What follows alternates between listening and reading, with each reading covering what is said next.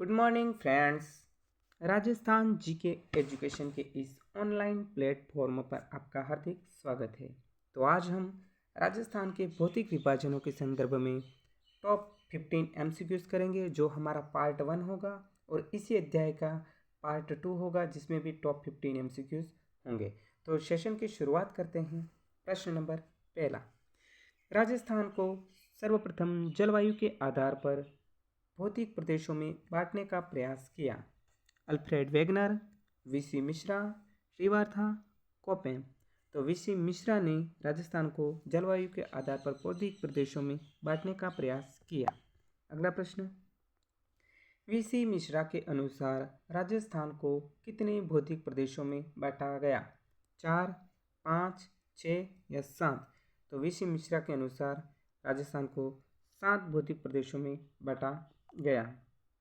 कौन कौन से हैं? तो ए पहला है पश्चिमी शुष्क प्रदेश, दूसरा अर्धशुष्क प्रदेश, तीसरा नहरी प्रदेश, चौथा अरावली प्रदेश, पांचवा पूर्वी कृषि औद्योगिक प्रदेश, छठा है दक्षिण पूर्वी कृषि प्रदेश और सातवां है चंबल बीहड़ प्रदेश। इस प्रकार वीसी मिश्रा ने राजस्थान को 7 भौतिक प्रदेशों में बांटा गया।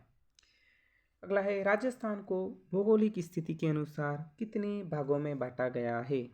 तो राजस्थान को भौगोलिक स्थिति के अनुसार कितने भागों में बांटा गया है? 6, 7, 4 या 5? तो राजस्थान को 5 भागों में बांटा गया है। कौन कौन से हैं? तो एक पहला है पश्चिमी मरुस्थलीय प्रदेश, दूसरा अर्धशुष्क प्रदेश, तीसरा अरावली प्रदेश, चौथा है पूर्वी मैदानी प्रदेश और पांचवा है दक्षिण पूर्वी पठारी प्रदेश। तो इन 5 भागों में विभाजित किया गया है। चौथा प्रश्न है, हरि मोहन सक्सेना के अनुसार राजस्थान को कितने भौतिक भागों में बांटा गया है? ए 6, बी 7, सी 4, डी 5? तो हरि मोहन सक्सेना के अनुसार राजस्थान को 4 भागों में बांटा गया है। कौन कौन से हैं? एक है पश्चिमी मरुस्थलीय प्रदेश, दूसरा अरावली पर्वतीय प्रदेश, तीसरा है पूर्वी मैदानी प्रदेश और चौथा है दक्षिण पूर्वी पठारी प्रदेश। तो हरिमोहन सक्सेना ने राजस्थान को 4 भौतिक भागों में विभाजित किया गया है। अगला प्रश्न है, राजस्थान में सर्वप्रथम किस भौतिकवाद नहीं, ये भौतिक भाग है, किस भौतिक भाग का उद्भव हुआ? ए दक्षिण पूर्वी पठार, बी अरावली भाग, सी पूर्वी मैदानी और डी मरुस्थलीय भाग। तो राजस्थान में सर्वप्रथम अरावली भाग का उद्भव हुआ। अगला प्रश्न है, राजस्थान में सबसे अंत में किस भौतिक भाग का उद्भव हुआ? राजस्थान में सबसे अंत में किस भौतिक भाग का उद्भव हुआ? तो दक्षिण पूर्वी पठार, अरावली, पूर्वी मैदान या मरुस्थलीय भाग? तो मरुस्थलीय भाग का सबसे अंत में उद्भव हुआ है। अगला प्रश्न है, राजस्थान का पश्चिम मरुस्थलीय प्रदेश कितने क्षेत्रफल पर विस्तृत है? ए 60.60%, बी 9.0%, सी 6.89% और डी है 61.11%। तो राजस्थान का पश्चिमी मरुस्थल 61.11% पर फैला हुआ है। इस प्रकार यहाँ पर हम समझ सकते हैं, जो 4 भौतिक भागों में विभाजित किया गया है, जिसमें पश्चिमी मरुस्थलीय प्रदेश का क्षेत्रफल 61.11 है, जहाँ पर कुल राजस्थान की 40% जनसंख्या निवास करती है। दूसरा है अरावली पर्वतीय प्रदेश, जिसका क्षेत्रफल 9% है और जहाँ पर राजस्थान की कुल 10% जनसंख्या निवास करती है। तीसरा भाग है दक्षिण पूर्वी पठारी प्रदेश, जहाँ का क्षेत्रफल 6.89% है और वहाँ पर 39% जनसंख्या निवास करती है। और चौथा भाग है पूर्वी मैदानी प्रदेश, जहाँ का क्षेत्रफल 23% है और जनसंख्या कुल 11% निवास करती है। अगला प्रश्न है, राजस्थान पश्चिमी मरुस्थल में आने वाले राजस्थान के जिले हैं, अर्थात पश्चिमी मरुस्थल में राजस्थान के कितने जिले स्थित हैं? ए 11, बी 12, सी 13 और डी है 10। तो इसका आंसर है बी 12। राजस्थान में पश्चिमी मरुस्थल में आने वाले जिलों की संख्या 12 है। अगला प्रश्न है, निम्नलिखित में से राजस्थान के मरुस्थल में पाई जाने वाला वृक्ष नहीं है। ए बबूल, बी बेर, सी आरना और डी सागवान। तो डी सागवान। अगला प्रश्न है, पश्चिमी मरुस्थलीय प्रदेश का सामान्य ढाल है। पश्चिमी मरुस्थलीय प्रदेश का सामान्य ढाल है उत्तर से पश्चिम एवं दक्षिण से पूर्व, बी है दक्षिण से पूर्व एवं उत्तर से पश्चिम, सी है पूर्व से पश्चिम एवं उत्तर से दक्षिण और डी है उत्तर से पूर्व व दक्षिण से पश्चिम। तो राजस्थान मरुस्थल प्रदेश का सामान्य ढाल पूर्व से पश्चिम एवं उत्तर से दक्षिण है। अगला प्रश्न है, पश्चिमी मरुस्थल का जनघनत्व है। ए 100, बी 103, सी 100, डी 105। तो पश्चिमी मरुस्थल का जनघनत्व 103 है। अगला प्रश्न है, राजस्थान का सर्वाधिक दैनिक तापांतर वाला भौतिक प्रदेश है। ए पश्चिमी मरुस्थल, बी पूर्वी पठार, सी अरावली प्रदेश और डी है पूर्वी मैदानी प्रदेश। तो राजस्थान का सर्वाधिक दैनिक तापांतर वाला भौतिक प्रदेश पश्चिमी मरुस्थलीय प्रदेश है। अगला प्रश्न है, थार का मरुस्थल किसका अवशेष है। ए गोंडवाना, बी तैतीस सागर, सी पूर्वी मैदानी भाग, डी इनमें से कोई नहीं। तो थार का मरुस्थल तैतीस सागर का अवशेष है। अगला प्रश्न है, पश्चिमी मरुस्थलीय प्रदेश में किस प्रकार की चट्टानों की प्रधानता है। ए आग्नेय चट्टान, बी अवसादी चट्टानें, सी रूपांतरित चट्टानें या डी इनमें से कोई नहीं। तो पश्चिमी मरुस्थल में अवसादी चट्टानों की प्रधानता पाई जाती है। अगला प्रश्न है, थार मरुस्थल में निम्न वायुदाब होता है। ए शीतकाल, बी ग्रीष्मकाल, सी वर्षा ऋतु और डी शरद ऋतु। तो थार के मरुस्थल में ग्रीष्मकाल में निम्न वायुदाब होता है। अगला प्रश्न है, रेगिस्तान का मार्च के लिए प्रसिद्ध है। ए समगांव, बी पुंगल, सी नाशना गांव, डी सोजत गांव। तो रेगिस्तान के मार्च के लिए नाशना गांव प्रसिद्ध है। अगला प्रश्न है, चीनी यात्री हेन स्वांग ने मरुस्थल प्रदेश को कहा। ए गुजरात्रा, बी रुक्ष क्षेत्र, सी गोडवाड़ प्रदेश, डी राठ क्षेत्र। तो चीनी यात्री हेन स्वांग ने मरुस्थल प्रदेश को गुजराता प्रदेश कहा। अगला प्रश्न है, महान भारतीय मरुस्थल किसे कहा जाता है। ए पश्चिमी मरुस्थल प्रदेश, बी शुष्क मरुस्थल प्रदेश, सी अर्धशुष्क मरुस्थल प्रदेश, डी अरावली पर्वत। तो महान भारतीय मरुस्थल शुष्क मरुस्थलीय प्रदेश को कहा जाता है। अगला प्रश्न है, राजस्थान का वनस्पति रहित क्षेत्र है। ए नाशना गांव, बी पोखरण, सी समगांव, डी है कटरा। तो राजस्थान का वनस्पति रहित क्षेत्र समगांव है, जहाँ पर न्यूनतम वर्षा होती है और यहाँ पर डेजर्ट सफारी के लिए ये बहुत ही प्रसिद्ध है। अगला प्रश्न है, लाठी सीरीज विस्तृत है। ए पोखरण से फलोदी, बी पोखरण से मोहनगढ़, सी मोहनगढ़ से फलोदी और डी है पोखरण से बाकासर। तो लाठी सीरीज पोखरण से मोहनगढ़ के मध्य मीठे पानी की जलपट्टी है जो प्रसिद्ध है।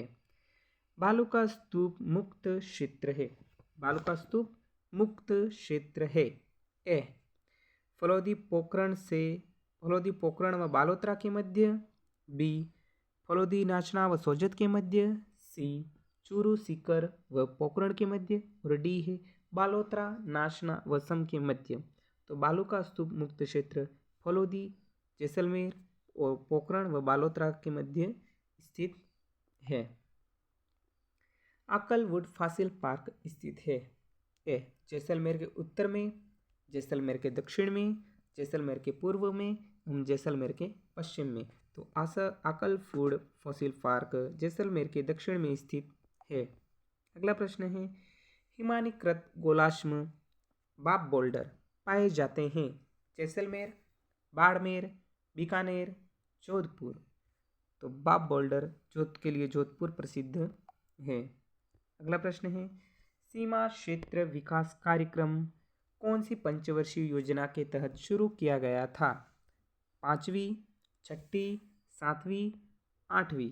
तो सीमा क्षेत्र विकास कार्यक्रम 7वीं पंचवर्षीय योजना के तहत शुरू किया गया था और ये 4 जिलों में संचालित थी, जो बाड़मेर, जैसलमेर, बीकानेर और गंगानगर में संचालित थी। वह यह 16 खंडों में क्रियान्वित थी। संक्रमणीय पर्वतीय जलवायु का क्षेत्र किसे कहते हैं? ए शुष्क मरुस्थलीय प्रदेश, बी पश्चिम मरुस्थलीय प्रदेश, सी अर्धशुष्क मरुस्थलीय प्रदेश और डी अरावली प्रदेश। तो संक्रमणीय पर्वतीय जलवायु अर्थात बांगर प्रदेश कहा जाता है, तो अर्धशुष्क मरुस्थलीय प्रदेश को कहते हैं। मरु विकास कार्यक्रम कब प्रारंभ किया गया? ए 1977-78 में, बी 1997-98 में, सी 1967-68 में या डी 2001 में?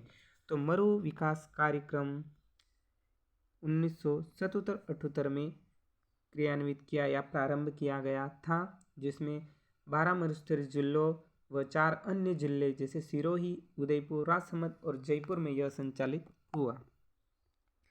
धरातल के आधार पर अर्धशुष्क मरुस्थलीय प्रदेश को कितने भागों में बांटा गया है? धरातलीय के आधार पर अर्धशुष्क मरुस्थलीय प्रदेश को कितने भागों में बांटा गया है? तो धरातलीय के आधार पर 4 भागों में बांटा गया है। कौन कौन से?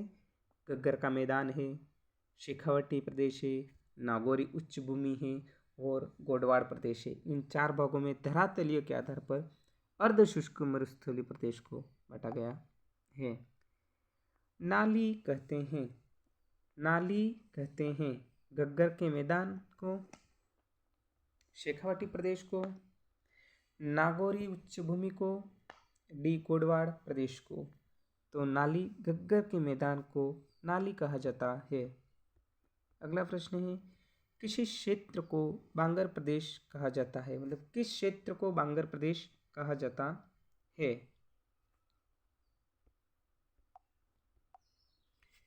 ए गग्गर का मैदान, बी शेखावटी प्रदेश, सी नागौरी उच्च भूमि, डी गोडवाड़ प्रदेश। तो किस क्षेत्र को बांगर प्रदेश कहा जाता है? तो शेखावटी प्रदेश को बांगर प्रदेश कहा जाता है। अगला प्रश्न है, निम्न में से आंतरिक जल प्रवाह क्षेत्र है? निम्न में से आंतरिक जल प्रवाह क्षेत्र है गग्गर का मैदान, शेखावटी प्रदेश, नागौरी उच्च भूमि या गोडवाड़ प्रदेश? तो शेखावटी प्रदेश को आंतरिक जल व प्रवाह का क्षेत्र माना जाता है। अगला प्रश्न है, राजस्थान में सर्वाधिक आंधियों वाला जिला है?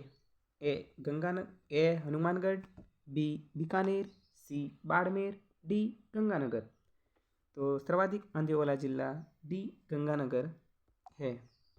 अगला प्रश्न है, शेखावटी क्षेत्र में घास के मैदान या पशु चारागाह के सार्वजनिक स्थान कहलाते हैं? ए थल्ली, बी बीड़, सी जोहड़ और डी नाड़ा। तो सार्वजनिक पशुचारण के स्थान को वहाँ पर बीड़ कहा जाता है। अगला प्रश्न है, कांतली नदी का प्रवाह क्षेत्र कहलाता है? ए थल्ली, बी तोरावटी, सी कुबड़पट्टी, डी नाड़ा। तो कांतली नदी का प्रवाह क्षेत्र तोरावटी कहा जाता है।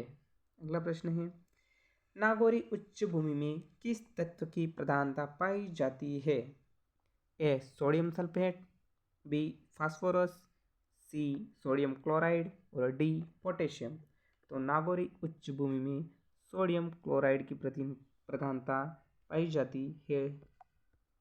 अगला प्रश्न है, फ्लोराइड से सर्वाधिक प्रभावित गांव कौन सा है? ए असारवा, बी कुचामन, सी चांदन, डी समगांव। तो फ्लोराइड से सर्वाधिक प्रभावित गांव ए असारवा है। अगला क्वेश्चन है, जिप्सम के लिए प्रसिद्ध है? ए जायल श्रेणी, बी मकराना श्रेणी, सी मांगलोर श्रेणी या डी उपयुक्त सभी। तो जिप्सम के लिए मांगलोर श्रेणी प्रसिद्ध है। अगला प्रश्न, लूणी बेसिन की मुख्य नहर है? लूणी बेसिन की मुख्य नहर है? ए इंदिरा गांधी नहर, बी राजस्थान नहर, सी नर्मदा नहर, डी कंवर सेन नहर। सी नर्मदा नहर लुनी बेसिन की मुख्य नहर है। अगला प्रश्न है, लुनी नदी व अरावली पर्वतमाला के मध्य उपजाऊ मैदान कहलाता है। रोही का मैदान, छप्पन का मैदान, तोरावट्टी का प्रदेश या राठ प्रदेश। तो लुनी व अरावली पर्वतमाला के मध्य उपजाऊ मैदान रोही का मैदान के रूप में जाना जाता है। अगला प्रश्न है, छप्पन की पहाड़ियाँ स्थित हैं। ए बांसवाड़ा, बी डूंगरपुर, सी बाड़मेर, डी सिरोही। तो छप्पन की पहाड़ियाँ बाड़मेर में स्थित हैं। अगला प्रश्न है, पश्चिमी राजस्थान में सर्वाधिक वर्षा वाला स्थान है। ए फलोदी जोधपुर, पिपलुद बाड़मेर, सम जैसलमेर, झलरापटन झालावाड़। तो पश्चिमी राजस्थान में सर्वाधिक वर्षा वाला स्थान है बी पिपलुद बाड़मेर। अगला प्रश्न है, संपूर्ण रेतीला मरुस्थल कहलाता है। संपूर्ण रेतीला मरुस्थल कहलाता है। ए हम्मदा, बी इर्ग, सी रेंग, डी नेहड़। तो संपूर्ण रेतीला मरुस्थल इर्ग कहलाता है। अगला प्रश्न है, बालूका स्तूप का सर्वाधिक स्थानांतरण होता है। ए जनवरी से मार्च, बी मार्च से जुलाई, सी जुलाई से सितंबर और डी है सितंबर से दिसंबर। तो बालूका स्तूप का सर्वाधिक स्थानांतरण मार्च से जुलाई के मध्य होता है। अगला प्रश्न है, राजस्थान के पश्चिमी मरुस्थलीय प्रदेश में कुल कितने प्रतिशत बालूका स्तूप पाए जाते हैं। ए 41.50%, बी 85.50%, सी 58.50% और डी 66.11%। तो राजस्थान के पश्चिमी मरुस्थलीय प्रदेश में कुल 58.50% बालूका स्तूप पाए जाते हैं। अगला प्रश्न है, सर्वाधिक बालूका स्तूप पाए जाते हैं। ए चूरू, बी सीकर, सी जोधपुर और डी है जैसलमेर। तो सर्वाधिक बालूका स्तूप चूरू जिले में पाए जाते हैं। सभी प्रकार के बालूका स्तूप पाए जाते हैं, अर्थात सभी प्रकार के बालूका स्तूप किस जिले में पाए जाते हैं। ए जैसलमेर, बी जोधपुर, सी चूरू, डी बाड़मेर। तो जोधपुर में सभी प्रकार के बालूका स्तूप पाए जाते हैं। अगला प्रश्न है, पवनों की दिशा के समांतर या अनुदिश बनने वाले बालूका स्तूप कहलाते हैं, अर्थात पवनों की दिशा के समांतर बनने वाले बालूका स्तूपों को कहा जाता है। ए अनुप्रस्थ, बी पैराबोलिक, सी अनुदैर्ध्य, डी शब्रकाबीज। तो पवनों की दिशा के समांतर जो बालूका स्तूप बनते हैं उनको अनुदैर्ध्य बालूका स्तूप कहा जाता है। अगला प्रश्न है, पवनों की दिशा के समांतर या लंबवत बनने वाले बालूका स्तूप कहलाते हैं। ए अनुप्रस्थ, बी अनुदैर्ध्य, सी पैराबोलिक, डी शब्रकाबीज।